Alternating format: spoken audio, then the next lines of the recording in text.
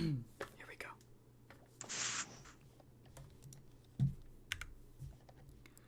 I was not muted.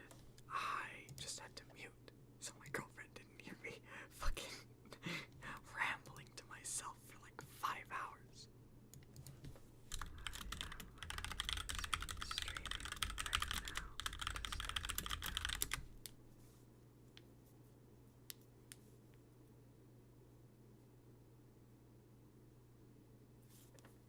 Okay.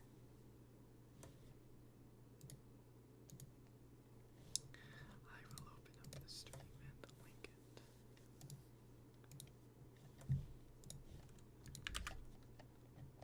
How's my audio? Because I want to make sure my audio is okay.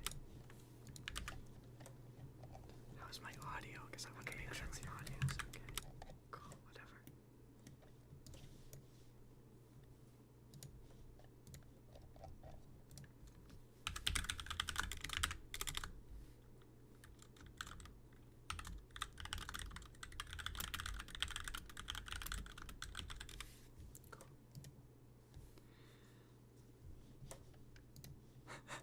I feel so weird. Okay. Oh man, this was written in like a weird font. Here we go. The Scientist Series Season 1, Episode 1, Lab Rat. Also, there might be some deleted scenes in here that I didn't actually edit in. Scene 1 and intro. Rain seeps down from the clouds as the camera smoothly pans over the small landscape of Arcadius. Lightning. Oh, fuck, I already messed up. Okay, restarting already. Jesus Christ. The Scientist Series, Season 1, Episode 1, Lab Rat. Scene 1 and intro. Rain seeps down from the clouds as the camera smoothly pans over the small landscape of Arcadius. Lightning strikes and thunder roars through the loud night until the camera finds a window in the hill belonging to Jessica Meir. Inside, more thunder is heard, roaring as a young child is seen sitting down with a feather in their hand. They look down to the book in front of them and read to themselves as the sounds of writing begin. Jessica. Journal entry 33. Day 8. 192 hours, or 11,529 minutes. Fucked that up. Oh god, I messed it up by one word. Here we go. Great. Attempt 3. Scientist Series Season 1, Episode 1, Lab Rat. Scene 1 intro. Rain seeps down from the clouds as the camera smoothly pans over the small landscape of Arcadius. Lightning strikes and thunder roars through the loud night until the camera finds a window in the hill belonging to Jessica Meir. Inside, more thundering is heard. Fuck, I messed it up again.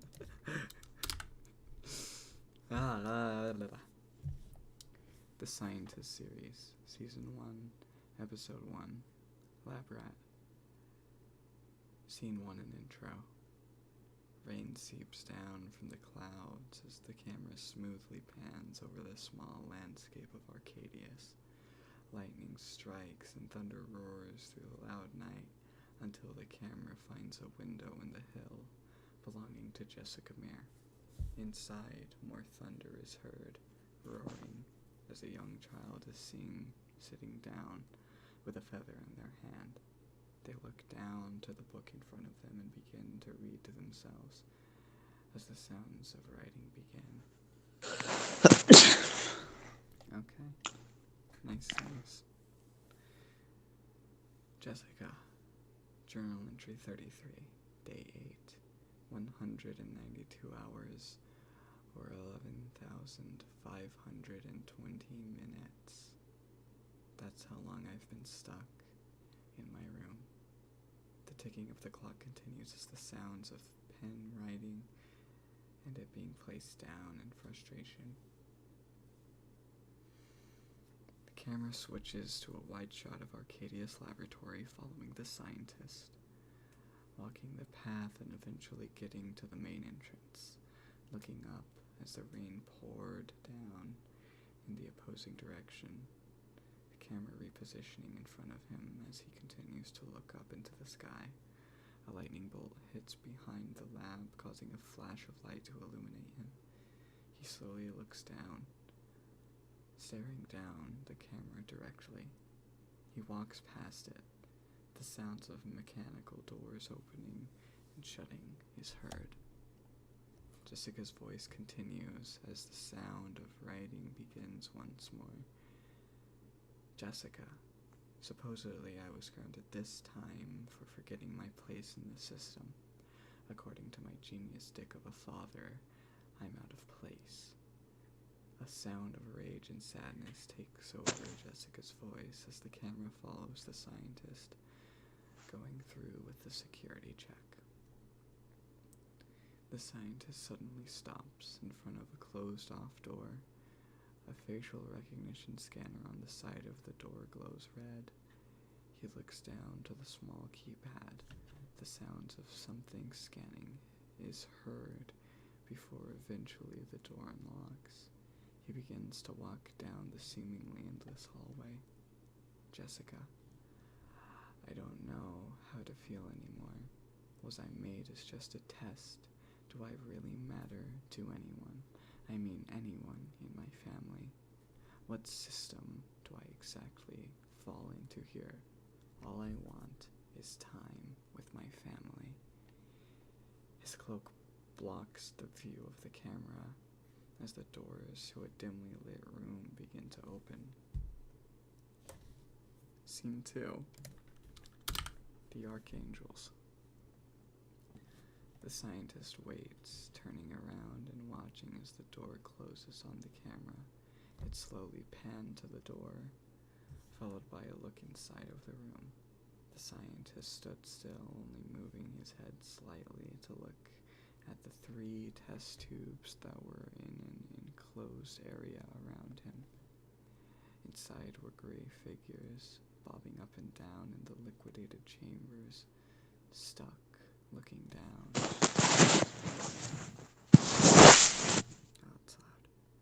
Jessica, I want to know, I need to know, why is the outside world alive?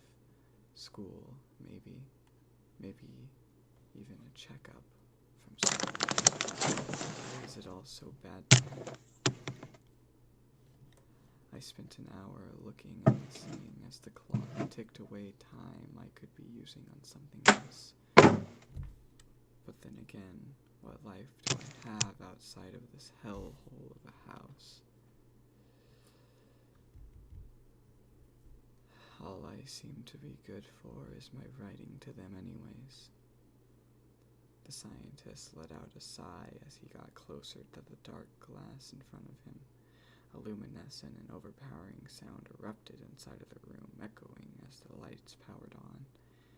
The archangels stood still, the light showing now what they truly were. Carved humans, created in a chamber. Their gray skin looked like soft and malleable clay. Jessica, I feel like the only way to be heard is to cause the chaos that he wants. So why not do it? The music reaches a climax and slowly echoes, fading. The screen goes black as text slowly fades into the screen, reading The Scientist series. In a white text.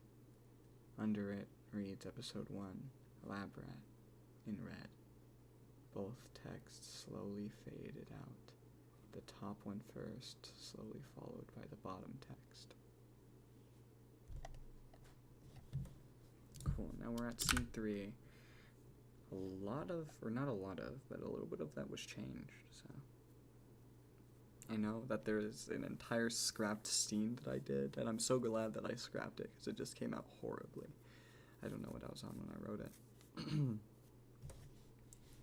Scene 3, Drawer. Jessica sighed as she picked the book up and walked over to her sleeping quarters. She looked outside of the window for a split second before reaching into her drawer and putting the book away. Jessica looked back to the window as the camera panned backwards. Lightning struck outside the window, flashing into the room as the camera stopped. Jessica looked down one final time before looking at the bed, laying down to get some form of sleep. It's a scene that I think that was cut. Scene 4, Window.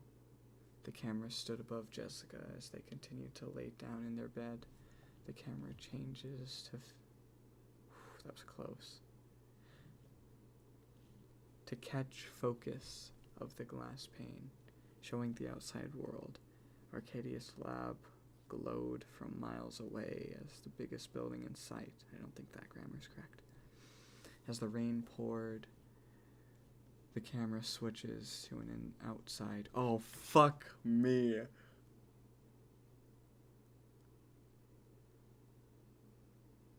Look. I'm just gonna bend the rules a little bit and restart from the scene, so I don't have to be awake all night. Scene 4, Window. The camera stood above Jessica as they continued to lay down in their bed. The camera changes to catch focus of the glass pane, showing the outside world. Arcadius Lab glowed from miles away as the biggest building in sight. As the rain poured, the camera switches to an outside view before lightning struck once more, before cutting to the scientist, the ticking finally ceasing. Scene 5, Test 1.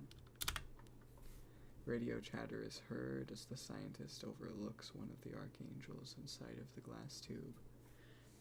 The camera crawls closer over the scientist's shoulder, looking at the lifeless archangel, before, in a sudden jolt, it looks up, springing to life. Heavy breathing comes from the test tube, almost hyperventilating, as the confused archangel looks around. The others still deactivated and void of what would be their life. Ominous noises come from the circular chamber as the breathing slows itself. The camera cuts to the scientist, looking straight over. He slowly lifts his head up and then down. Scientist. Archangel, are you responsive? The room was met with silence as the camera cut to Ark's face, slowly looking around, still in the liquid. Scene 6. Aaron. The camera continues on Ark's face as a sound is heard behind the scientist. The door opens and the scientist turns around, the camera meeting the glare of the newly met Aaron. The scientist nods slightly. Aaron reciprocates and nods back before taking her place next to the scientist. I'm going to add a page counter here.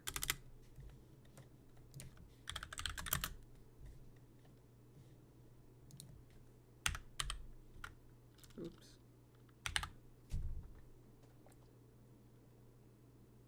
Alrighty.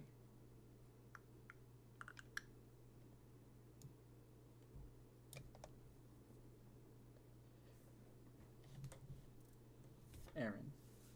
Sir, diagnostics show the vitality rate is 100% and functioning, along with slight cognizant self-awareness of life and surroundings. Scientist. Slight awareness. Aaron. Yes, sir. Slight self-awareness. Sign it. Ah. Fuck me. Scene 6. Aaron. The camera continues on Ark's face as a sound is heard behind the scientist. The door opens and the scientist turns around, the camera meeting the glare of the newly met Erin. The scientist nods slightly. Erin reciprocates and nods back before taking her place next to the scientist. Erin, sir, diagnostics show that the vitality rate is 100% in functioning, along with slight cognizant self-awareness of life and surroundings. Scientist, slight awareness. Erin, yes, sir, slight self-awareness. Scientist, Erin, I believe we have made a breakthrough. The scientist looked to Erin slowly as Erin matched his gaze. The scientist let out a slight chuckle before going back to the serious tone. Scientist, we are nowhere near done, Erin, but you have done well under Arcadius. Perhaps I misjudged you.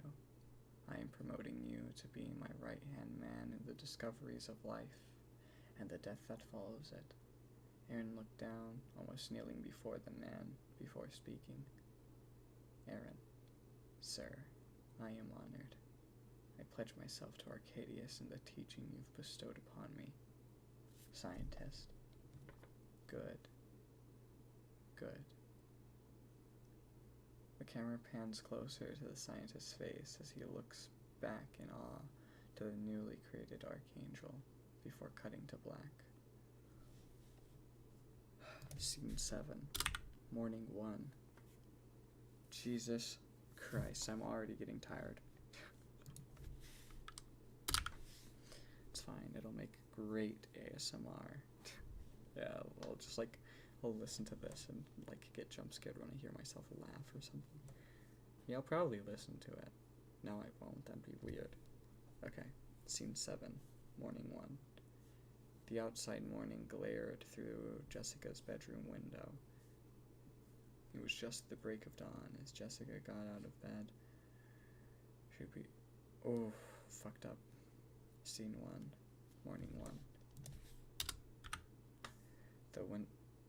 Okay. Temptate. Scene 7, morning 1. The outside morning glared through Jessica's bedroom window. It was just the break of dawn as Jessica got out of bed. She walked to the window once again, staring out into the distance to Arcadius before looking down. Jessica stumbled across their room, heading towards their closet to get dressed. The camera cuts to Rosalind in the kitchen of the house. She let out a yawn before walking over to the radio and turning it on. Static airs through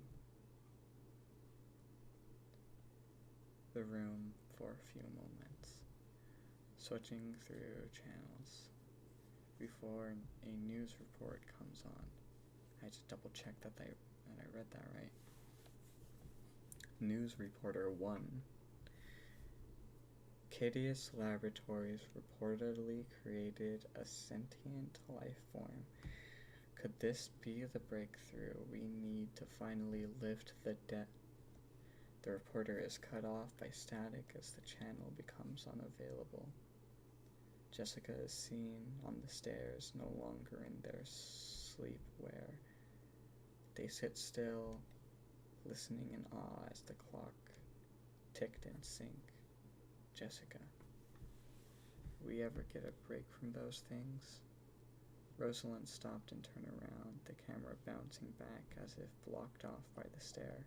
Rosalind, you know you're supposed to be grounded. If your father were to come home now, he'd yell at us both. Go to your room. Jessica didn't budge, challenging her mother's authority. The camera cuts to Rosalind's face as she looked down, breathing in and sighing before looking back up.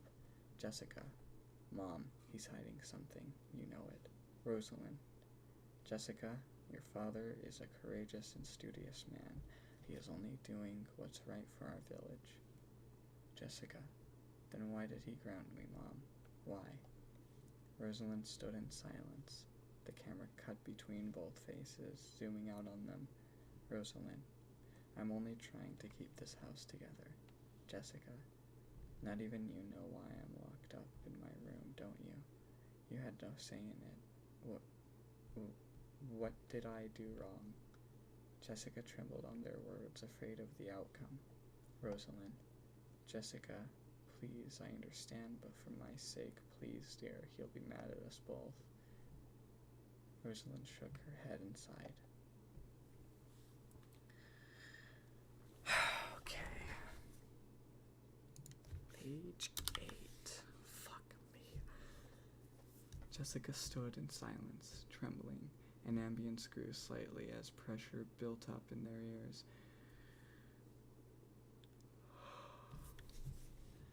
Her breaths became slow and seemed to echo through the world. She looked around as the world started to blur, almost as if she were moving faster than it. She made her way forwards from the kitchen and looked at the door. Muffled sounds of steps on grass slowed and reverberated through the air to Jessica's ears. Scene 8. Thank God. Argument. The camera cuts to the scientist's cloak and boots, walking slowly through the grass, time seemingly slower than it was seconds beforehand.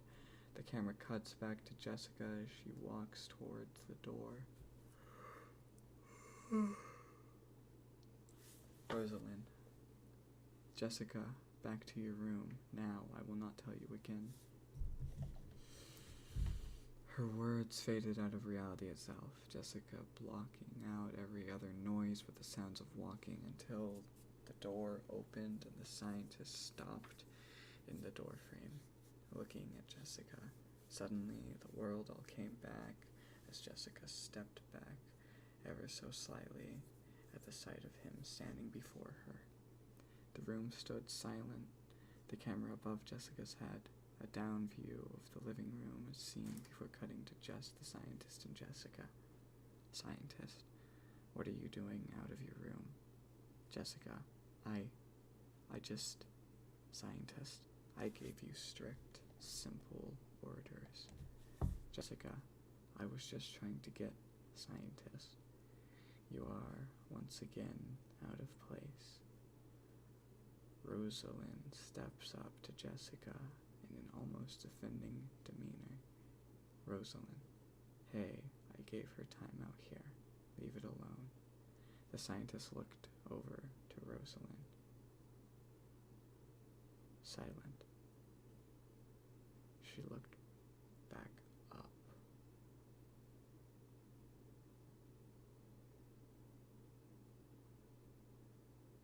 Okay, yeah, that's right.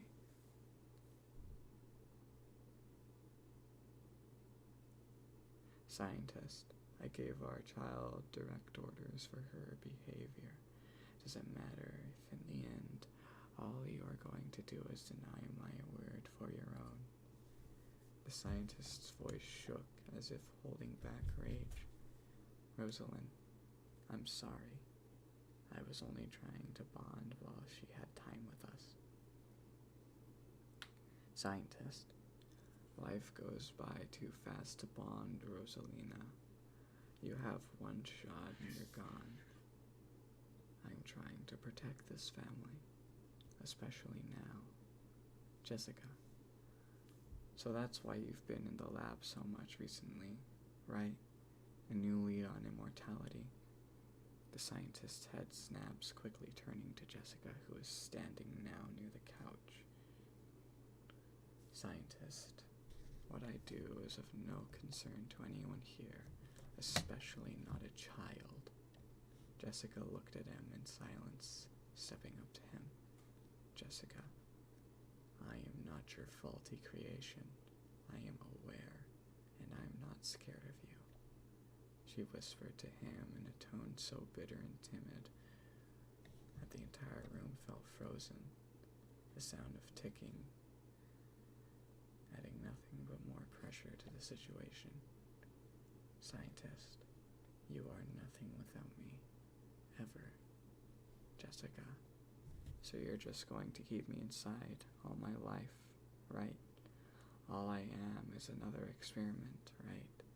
The room fell silent for seconds on end as suddenly Jessica screamed. Jessica, say something. Her voice shook, sounding like it was on the verge of tears, but he stood silent. Jessica, am I stepping out of line? Huh?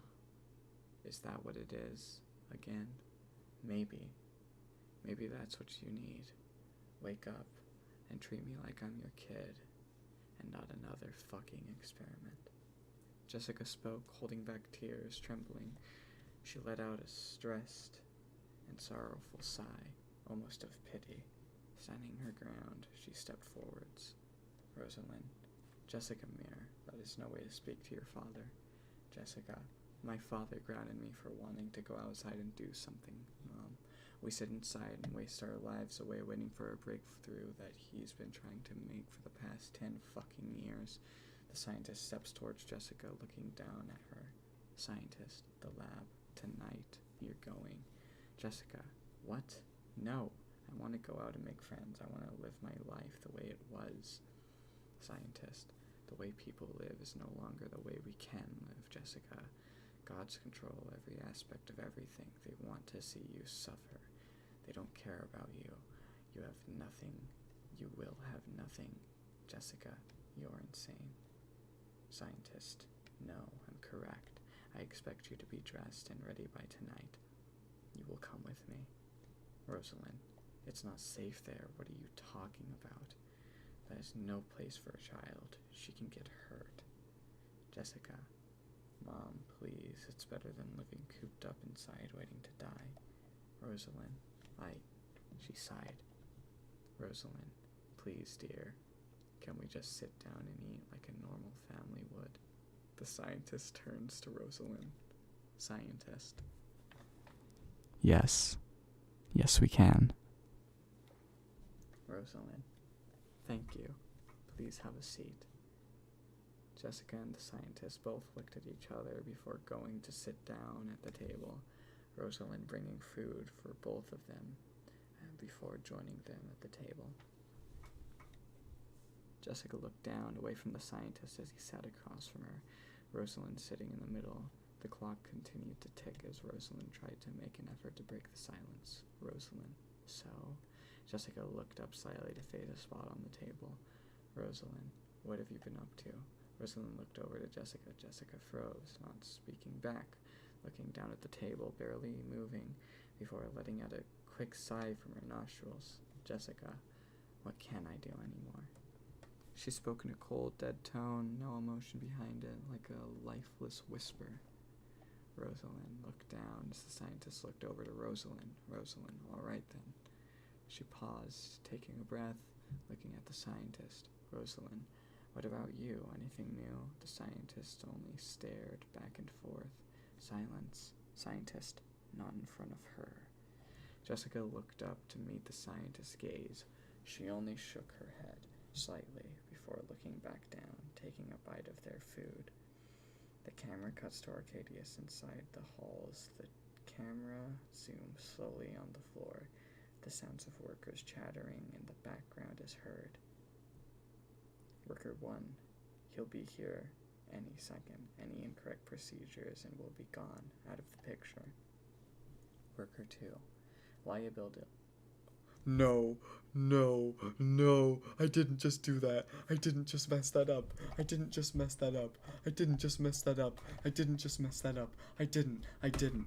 way I just messed that up. Please. No. It's already been 31 minutes. That's half of the Scientist series runtime. I'm only at page 13. I'm not gonna do this. I'm not doing this. I'll do it another time. I'm not doing this. This is insane. I am a freak for doing this right now. It's 2:29